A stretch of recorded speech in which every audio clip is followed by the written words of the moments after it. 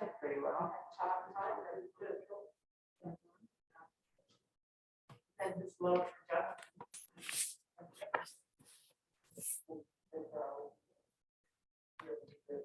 I have you on, and you are recording, Okay, and I'll be right back.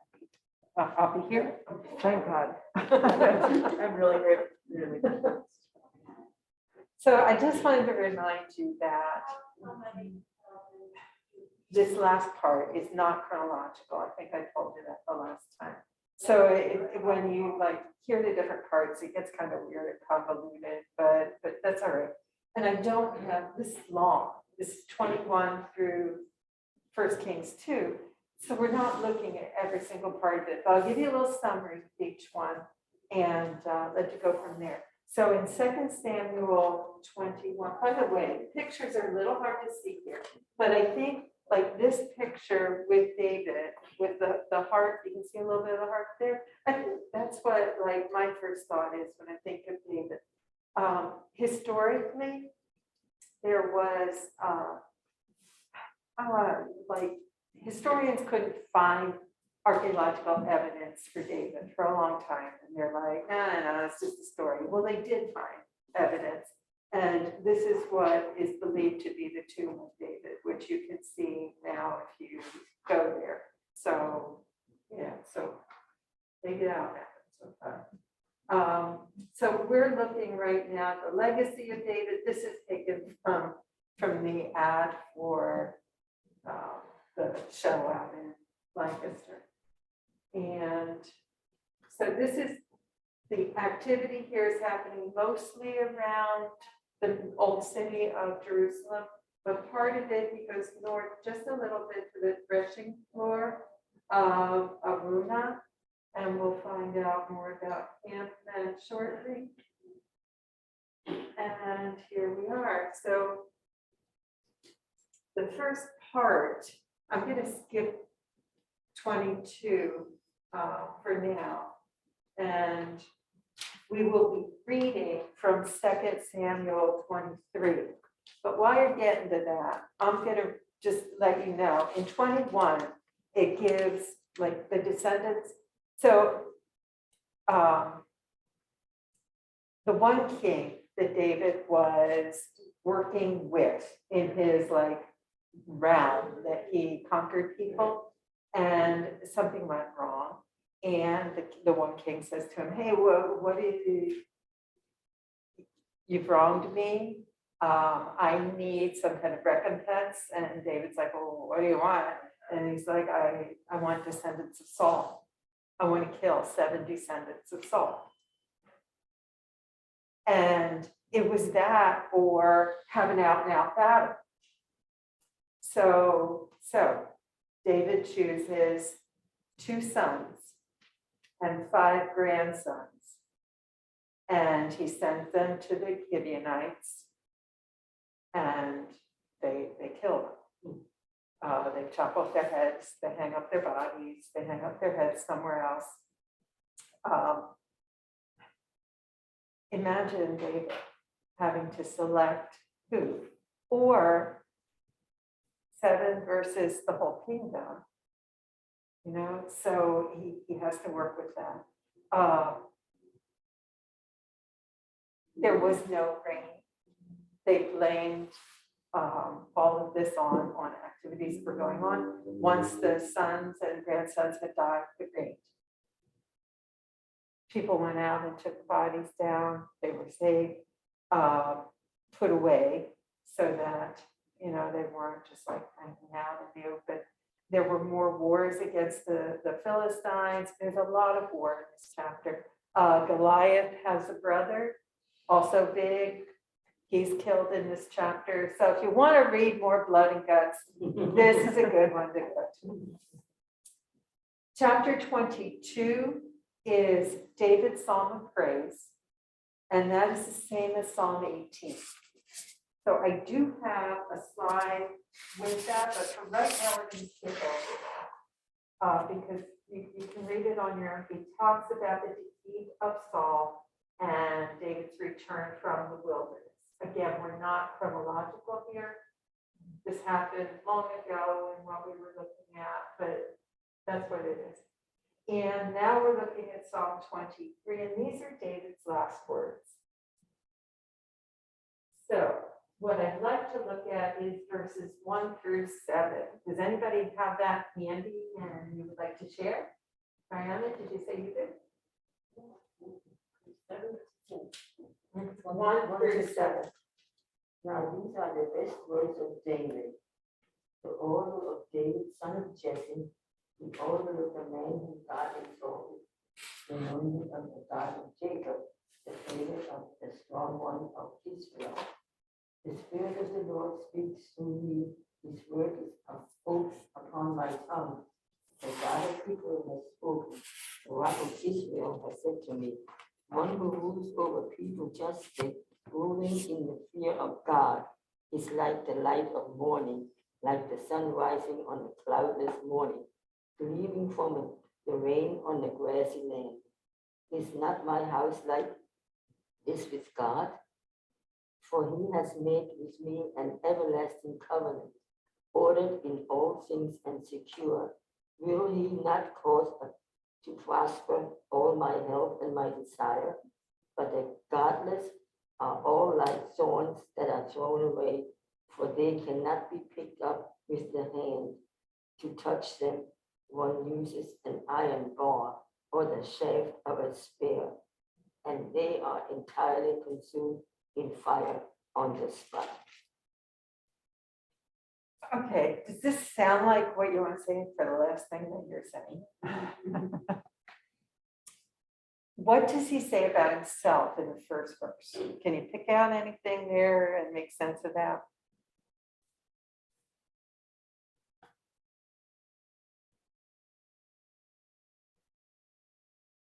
Did anybody ever tell you to write a eulogy for yourself? Yeah, I did. I want you to think about that. Actually, I'd like you to think about doing it. I think almost all of you know Roger's mom passed away by being hit by an automobile. And I mean, she was 82 at the time. But you know, it was unexpected. She had planned she gave us the greatest gift. She had planned everything, down to the clothing in which she wanted to be buried. Had it all written down, had everything in a drawer.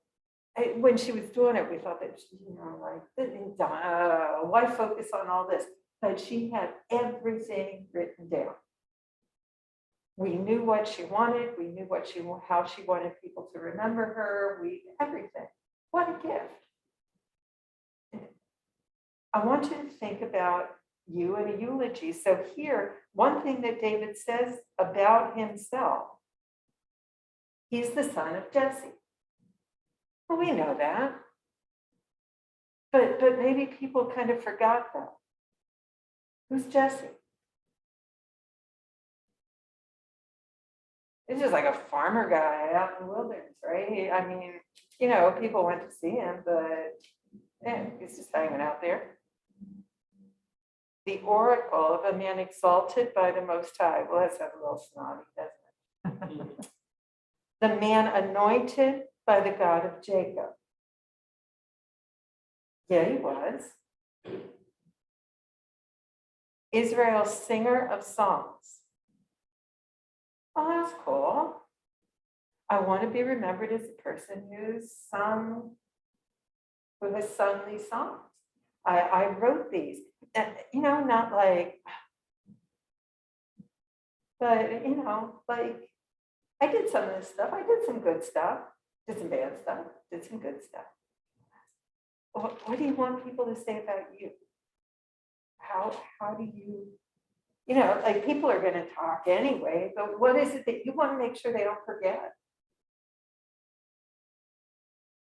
So, you know, just kind of keep that in the back of your mind. And maybe that's an exercise that sometime we do in, you know, like an extended lesson somehow, that we do that and kind of share and think about how that could be managed without it being totally morbid. Just keeping that thought in mind. All right, so, Kathy, can I say? just Yeah, one thing, absolutely. please? Just when he says he's the, by the God of Jacob, I just think it's interesting that it wasn't Abraham and it wasn't Isaac. It was Jacob, the one who wrestled. Jacob, the one who was running away from his brother. So I just think it's interesting who he chose to reconnect with. Like, yeah. totally Yeah, agree with for everything sure. else you said too. My next question here is, in what sense was David a prophet? Or was he a prophet?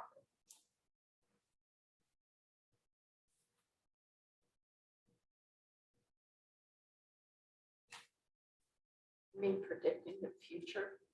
So yeah, no. I know what a prophet is. It is kind of, but there's another definition there that goes with it. Anybody Speaks- want to Speaks share? for God. Speaks for God.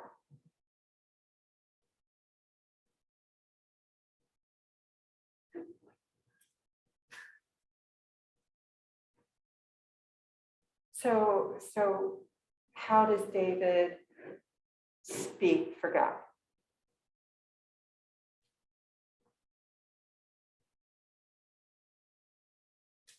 When he says the Spirit of the Lord speaks through me. Do you ever feel, this is stretching a little bit, but I don't think so. Do you ever feel like the voice of David, God using David has helped you?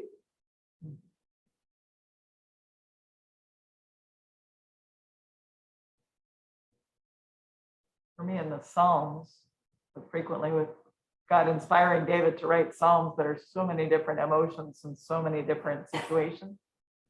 I frequently use that both for myself and for others.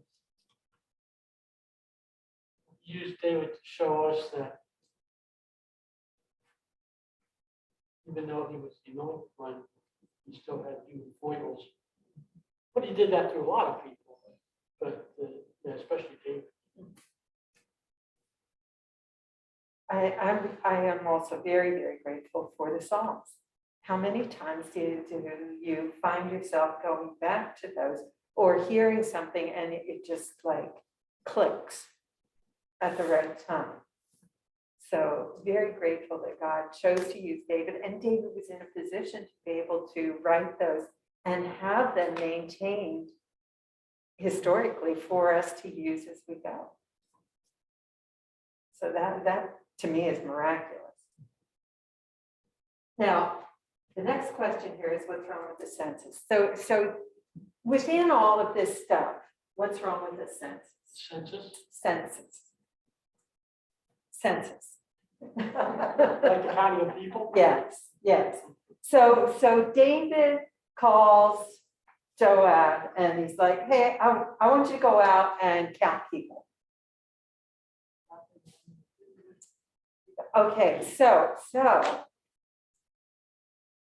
in 2 Samuel 24, it says God inspired David to take the census. Now, Chronicles, which we are not going to get into, but Chronicles are like expounded details about stuff that was going on with David and some other stuff. So like how to build the temple, specifics on building the temple, specifics on other things. Within that, in 1 Chronicles 21, it says that Satan told David to take a census. I don't know. Do you know? I don't know. But somehow he had a census taken. Joab was not in favor of it, but he went out and did it. And he comes back and he tells David how many people there are, except he didn't count the one tribe. And he comes in, he's like, blah, blah, blah. And David's like, oh, duh, wrong. I should never have done this. They counted the number of people who were of military age, who could have been like army people. They didn't count everybody, they counted like prospective soldiers. And so God says, you're right, you did bad. Here's what the punishment is. You can choose one of three. either you can have 3 years of famine, or you may have 3 months fleeing your enemies, or you may have 3 days of plague. Okay, your choice. What do you want? Kind of plague. Yeah. Yeah, it's a frogs and grasshoppers or what? Pandemic.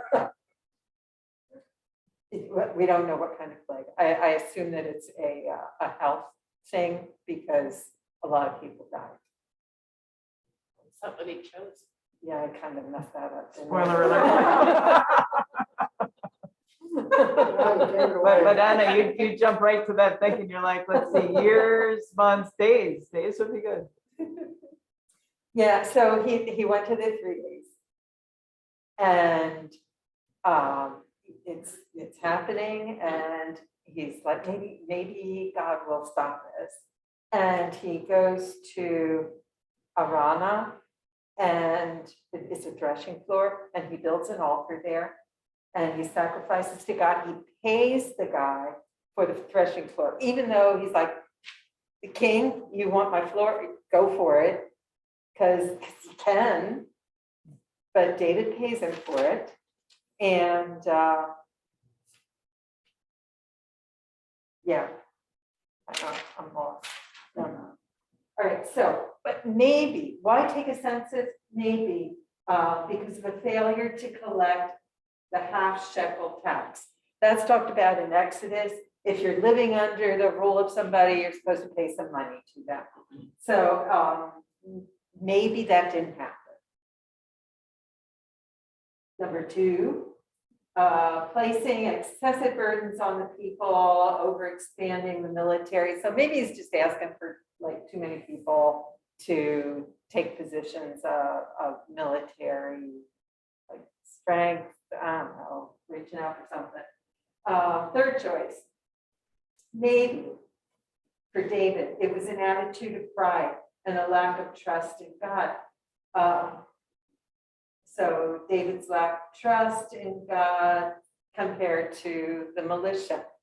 Remember, we looked at David like when he was younger, and he kept going back to God. Should I do this? Should I not do that? Blah, blah, blah. And we don't see that here now. So maybe that's why taking a census was a bad thing. It doesn't seem like counting people is bad.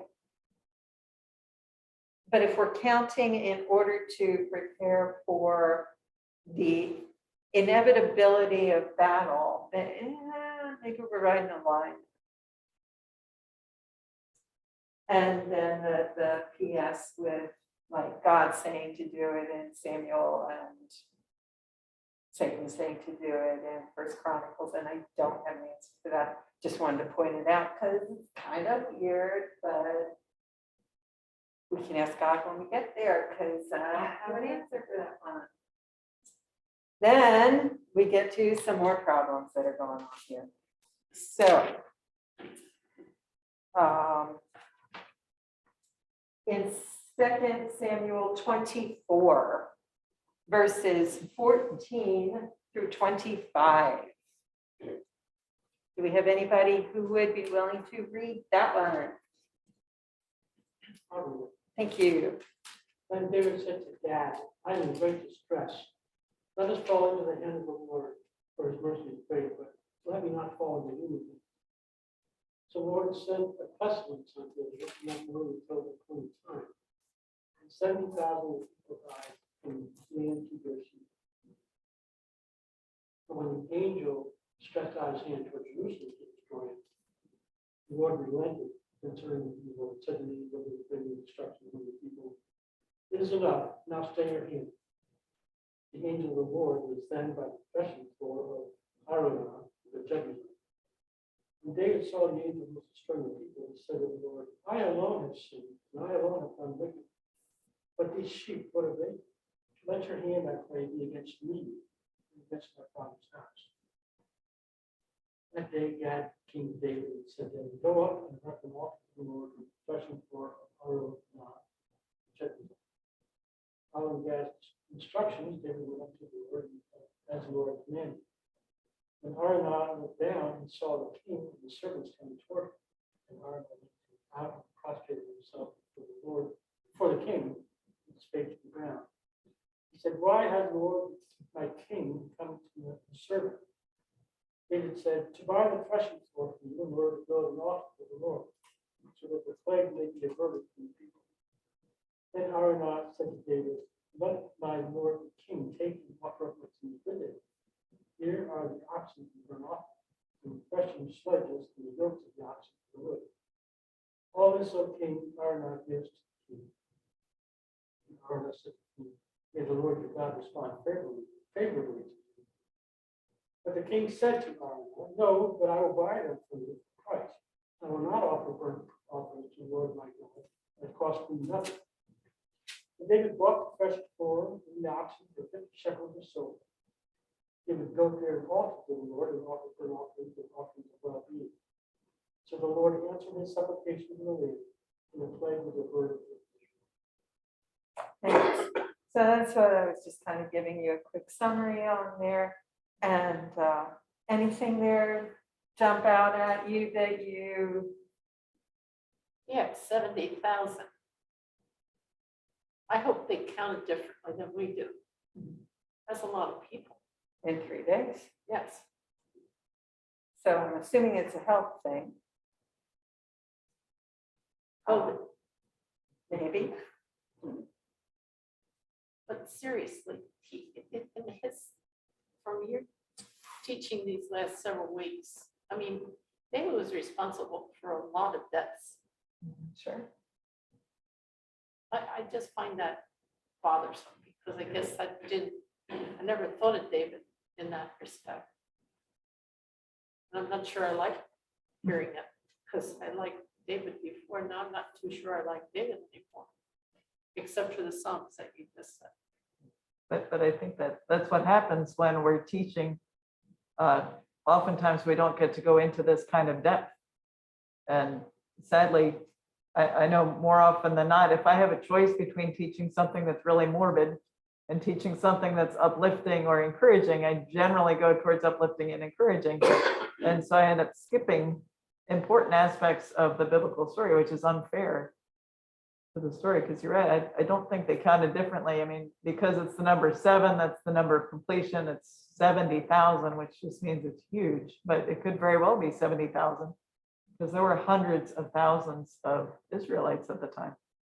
So you're right, I think we skipped some of the really hard stuff in the scriptures. That's why this is such a gift to be able to gather together as we do and wrestle with it. You know, as Kathy said, David had a lot of really strong attributes as you were lifting up in the eulogy. And at the same time, he did some pretty awful stuff that had significant consequences. And our lives do that too. And it's not just David. Mhm. Right? If we look at individual people within scripture, we see a lot of suffering that comes about because of choices that people have made that aren't the best choices. Well, one of the commandments are that thou shalt not kill.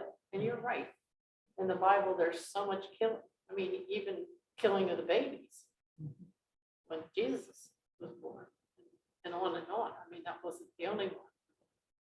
But if a commandment that thou shalt not kill is obviously as important as all the other 9 commandments, why is there so much killing? That's why I don't really like reading the Old Testament, because maybe I don't really think of the morbid things. I'd rather think better. No, And but we live in a fallen society. And I don't even like listening to the news right now in regards to Ukraine. You know, that maybe I just don't want to be morbid, so I'm expressing my feelings. And it comes to the present. You know, this is what's happening now. I mean, there was no reason for this war, except really a man that wants more power over more area. So, and maybe that's why there needed to be a commandment of don't kill. You know, there are no commandments about don't eat too much. You know, I maybe think there there, ought to be.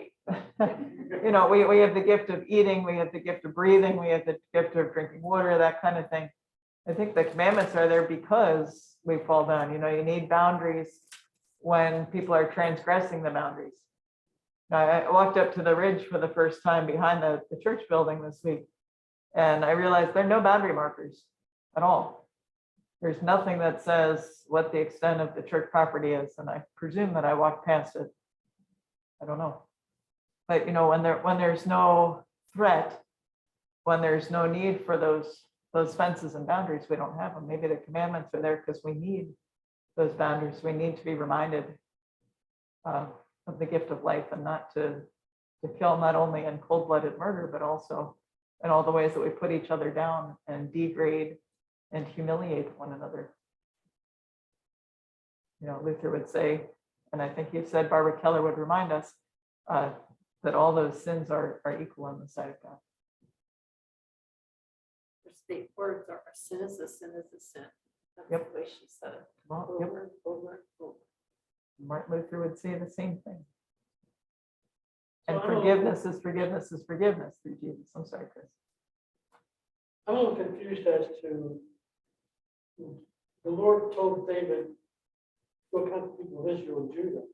So why is he punishing them for doing that? Because they don't count soldiers? Is that the reason? I can't answer that. I don't know. Because here it says God told him to do it. In Chronicles, it says Satan put it in his heart to do it. So I'm going to go with the Satan. That's the only thing I can think of. Because, you know, he is punished for it. But is it that God said, go ahead and count, but then David took it on himself in a different role, like mentally, that it wasn't just counting, but it was counting to be like, oh, look at how powerful I am?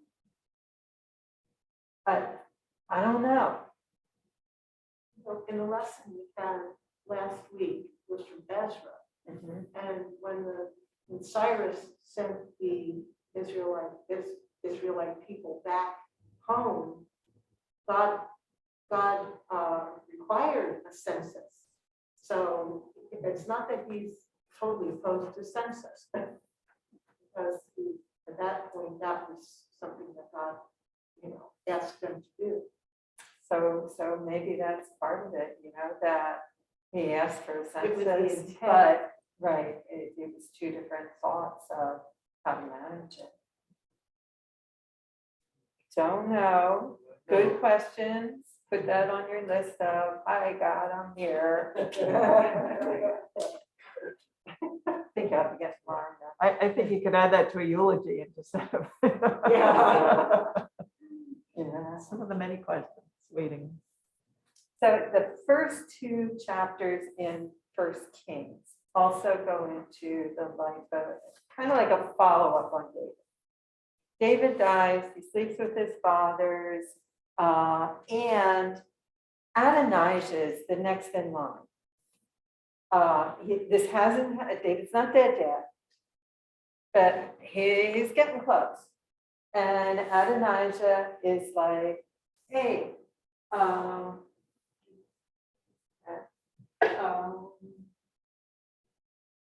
right. So it's like, hey, I think that I need to start stepping up here. And do you remember a while ago, one of the sons had a party and invited everybody to the party? Well, guess what? Happens again. And he invites everybody to the party, but not Solomon, not David, but like that's understandable. David's sick in bed, they're not gonna like haul him down to the place where the party's going on and have him ruin everything. He invites some very important people like Joab. Remember Joab? Okay.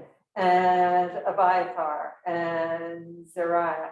And they go down to this place and they're all partying like, yeah, Dad's gonna go, I'm gonna be king, and let's have a party. And while that's going on, and there is the 50 men and chariots and horses. Do you remember that from before? Yeah, here it comes again. Adonijah gets all those guys and starts parading around the city and like, yeah, good king. you'd think he would have learned from his brother that this is not what you do, but he does exactly the same thing. So what's the outcome going to be? Yeah, same, pretty much the same. While he's out doing his thing at the party, we have something specific happen. So let's look at chapter 1 in 1 Kings, verses 32 through 37. All right, so Adonijah's out partying, right? And Would you like a reader? sure, 32 to 37. yes, please. King David said, summon to me the priest Zadok, the prophet Nathan, and Benaiah, son of Jehoiada. I don't think I pronounced those, please forgive me. When they came before the king said to them, take with you the servants of your Lord and have my son Solomon ride on my own mule and bring him down to Gihon. There let the priest Zadok and the prophet Nathan anoint him king over Israel. Then blow the trumpet and say, long live King Solomon. You shall go up following him.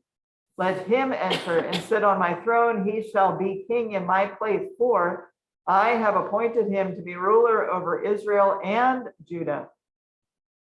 Benaiah, son of Jehoiada, answered the king, Amen. May the Lord, the God of my Lord, the king, so ordain.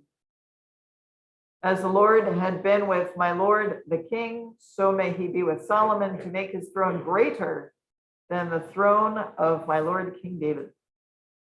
Thank you. Oops.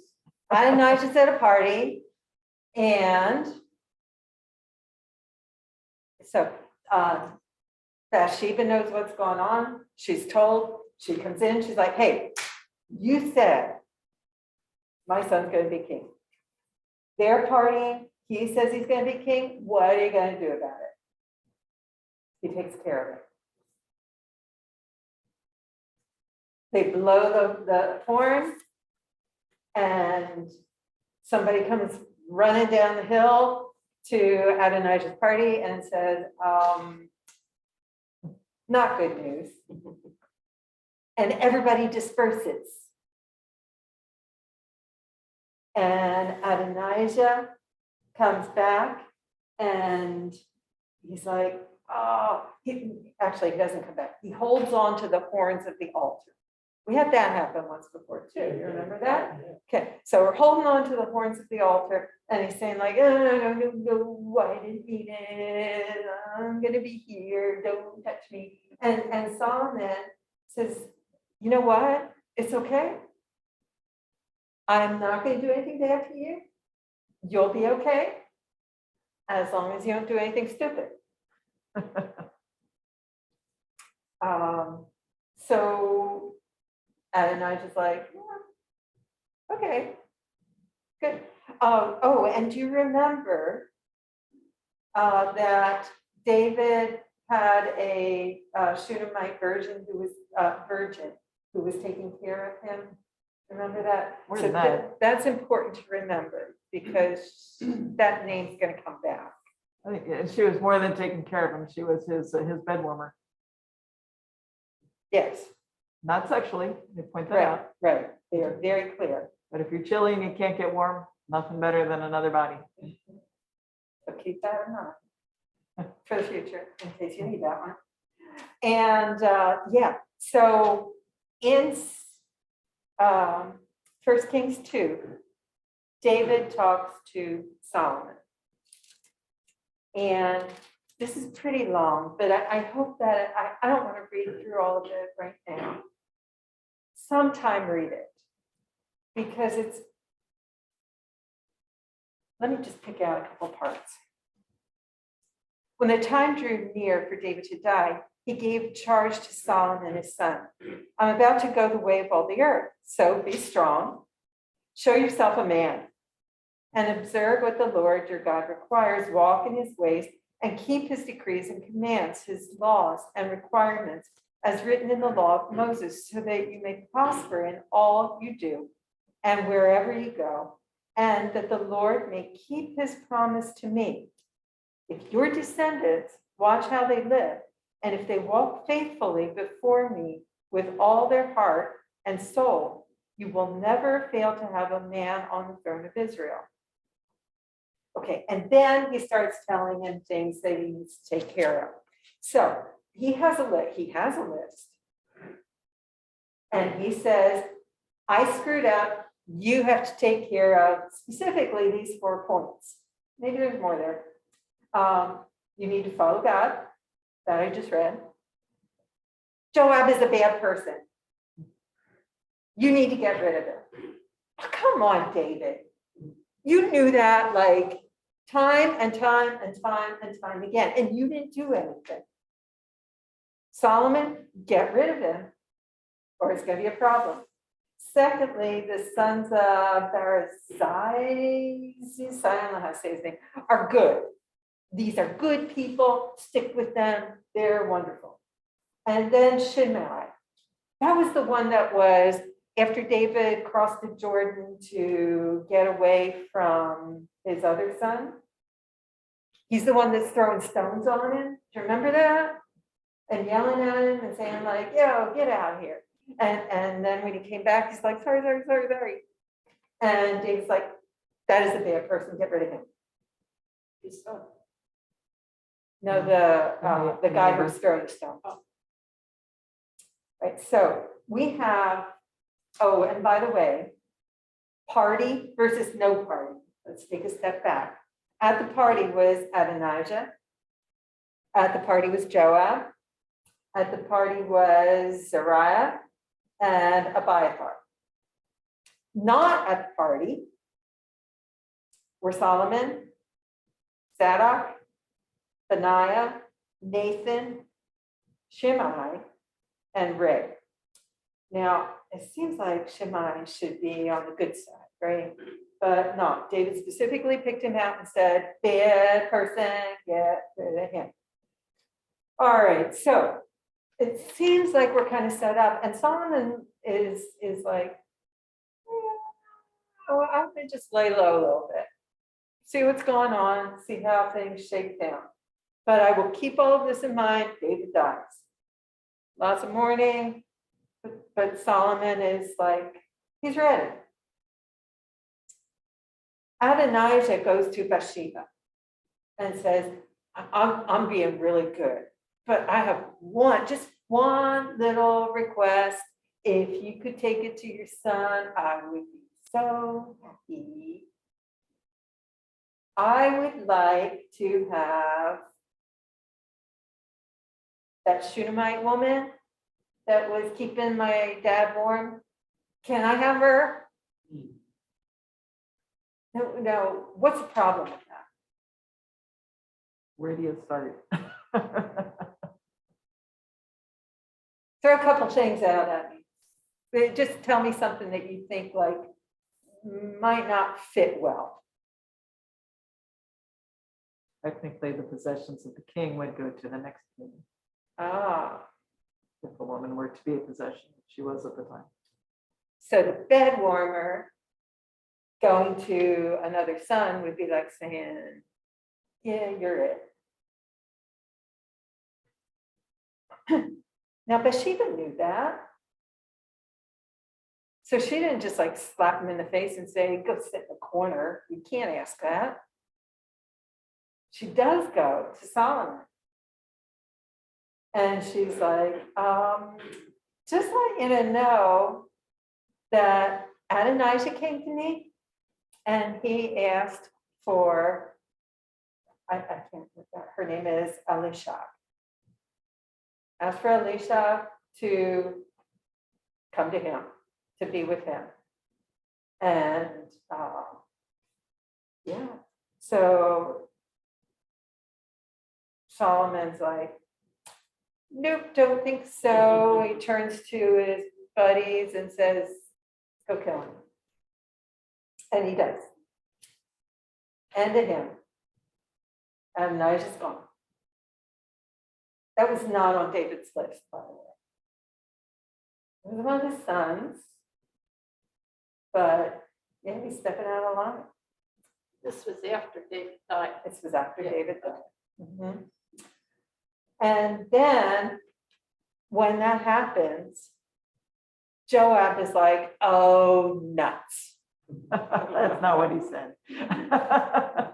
This is not the way I was seeing things. I figured he could take over and it would go well. And he goes and he hangs on to the altar. Despite the fact that he's hanging on to the altar, he is also killed. We're rid of Joab. We're rid of Adonijah. Shimei. So Solomon says to him, you know what? You have been a bad boy. You have done bad things. However, I'm going to give you this house. And as long as you stay in Jerusalem, I'm not going to do anything to you. But you step outside of here and you're a dead man. All right. 3 years later, he leaves. He goes and do something. He leaves Jerusalem.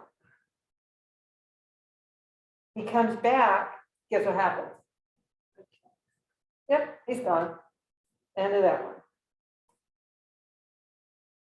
This is kind of like how we leave things right now, because then in the last verse, the end of the last verse, the kingdom was now firmly established in Solomon's hands. And we move on to Solomon.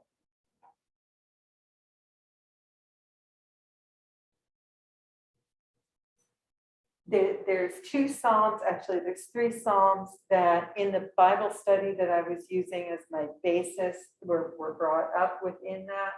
And we can look at 1 or 2 or 3, but I'll tell you what they are. One is the 2 Samuel 22, that Psalm. One is Psalm 32 and one is Psalm 51. But at this point, what do you want to do to wrap up David? Is there anything that you want to talk about that we have not yet? Is there anything that is like really bothering you, like Anna said, about all of the bloodshed that's in here? Is there anything you really like about David? Well, think of the positive things he did though, too. I mean, he did believe in God. That is a positive. This is obviously before Jesus came, so. You know, we have the privilege of believing, but also we know that Jesus came and existed in this time that didn't happen, but he still had great strength in his belief. So we probably look at that. Anyway, I try to look at that. Maybe it's an excuse for all the killings that existed, but not really. I mean, that is a positive. Not believing it, not chosen it.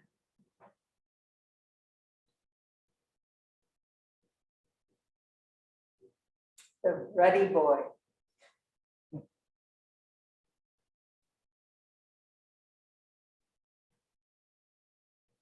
I am really anxious to see Sight and Sound David. I'm questioning what they're picking out.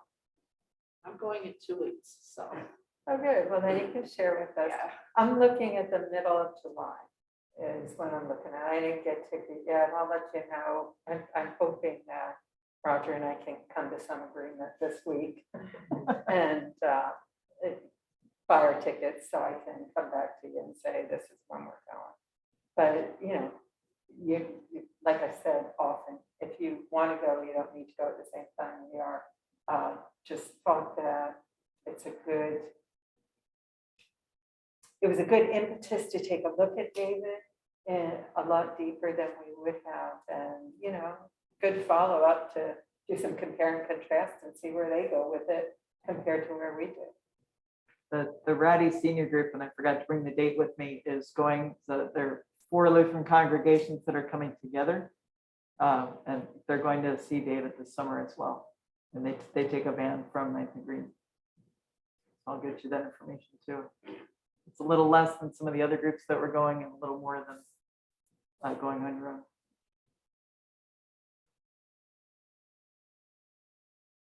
If you run into David, what do you want to say to him?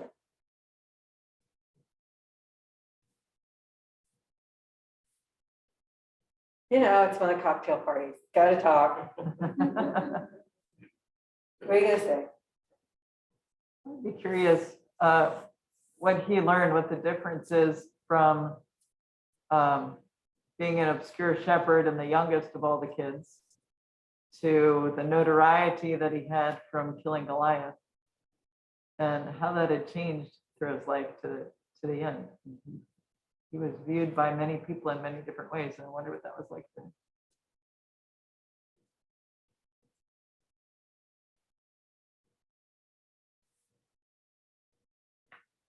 I'm really questioning why I named my son David. Did you name him after this David? Or was it a family name? Or was it just You like, know, I can't answer I that. don't know. When I was asked what I wanted to name him, I just said David. And I'm not sure where it really came from. It was just something that I wanted to name my son. And I hear you. My dad was David Jonathan because of this story. So I thought it was an inherent message.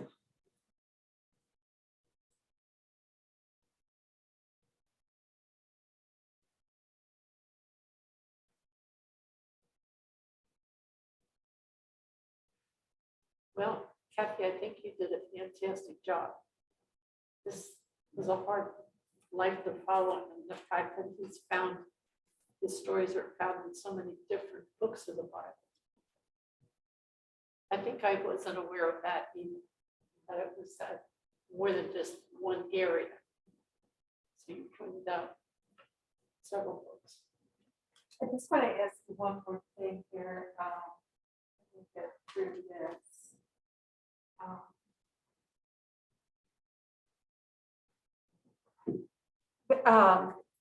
David was not allowed to build a temple, you know that, remember?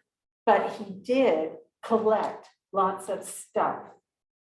And when you go into Chronicles, he left very detailed plans of what he thought was the vision to happen.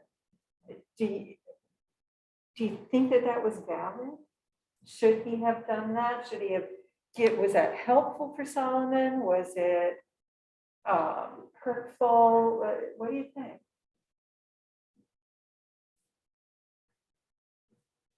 Would probably help. I think tilts more toward helpful. I mean, you're ascending to the kingship. I think you'd want all the advice. Yeah. Yeah, and you know, this was a huge, huge project. So, you know, maybe getting some ideas together ahead of time. I know a lot of you have been in Europe. Think about the big structures in Europe and how long it took to build some of those.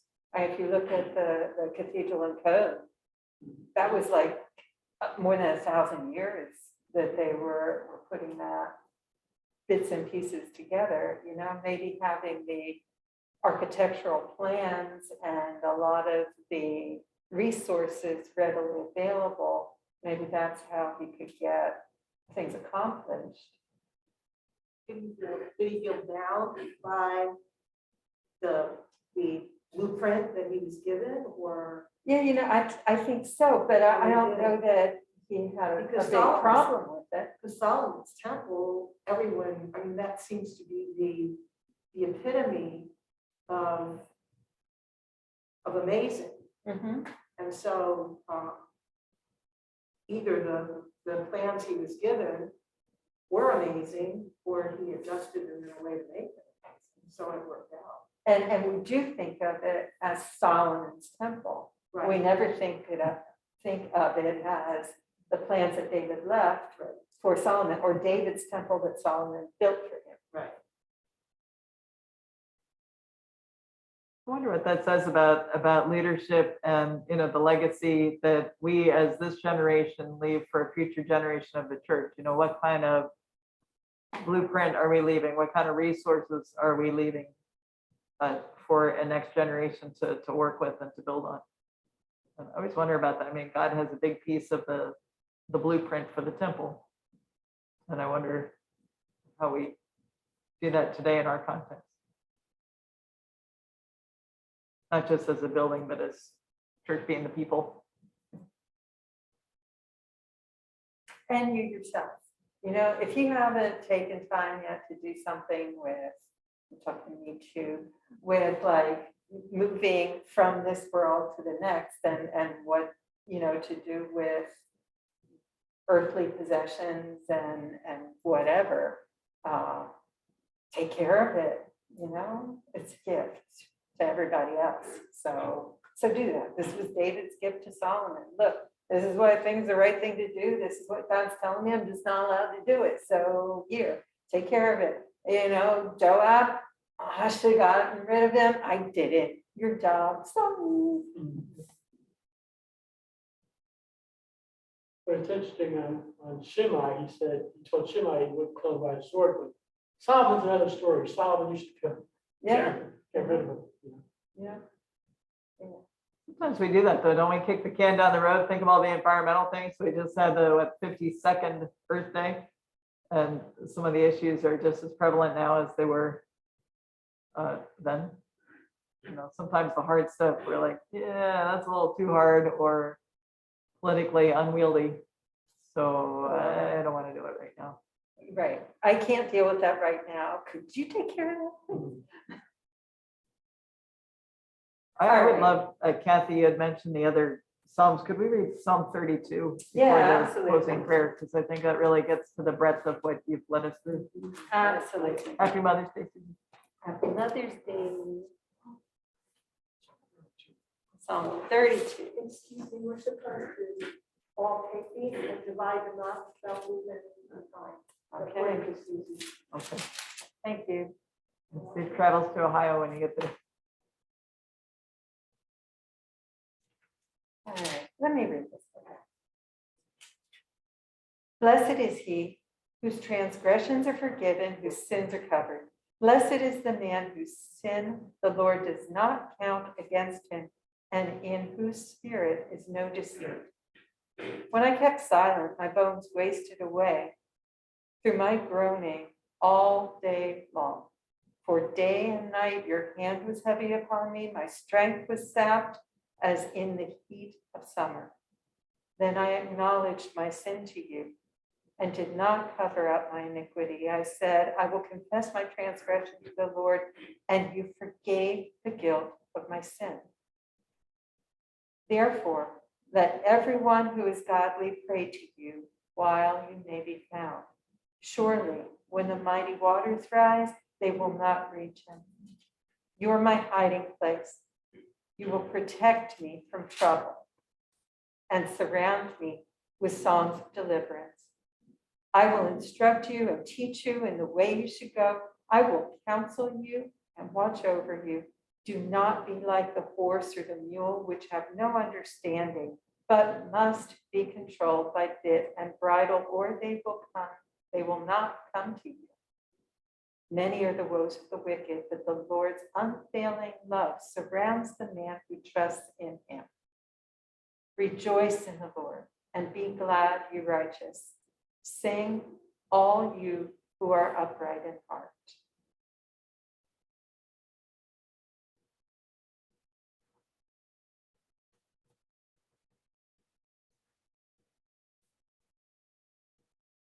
Well, Bruce's rendition of A Closer Walk with Thee is ringing in my ears.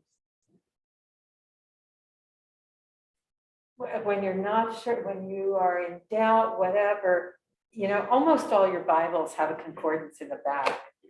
Go look up whatever the word is and find a psalm that has it in, and let God use David or one of the other songwriters to speak to you. I think it's a great way to just like let God kind of saturate you.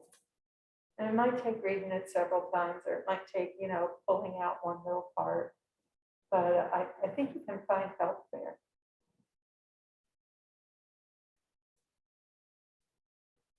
Let's close with this. The Lord be with you. And also, Father, thank you for the example of David. As we have grown to better appreciate him, help us to learn from his strengths and his weaknesses. Draw us closer to David's God and our Savior, Jesus Christ the Lord. In his name we pray. Amen. Hey, thanks. Thank you. Yeah, he's so much. You will see me Wednesday. And it's 9 o'clock this Wednesday. This Wednesday is it? And this Wednesday, I'm on? Is that right? Please. if you would. And next Wednesday. Please. Next Wednesday, I know for sure. Next Wednesday, it's 8:30. Yeah. Next Wednesday, 8:30. Part of studying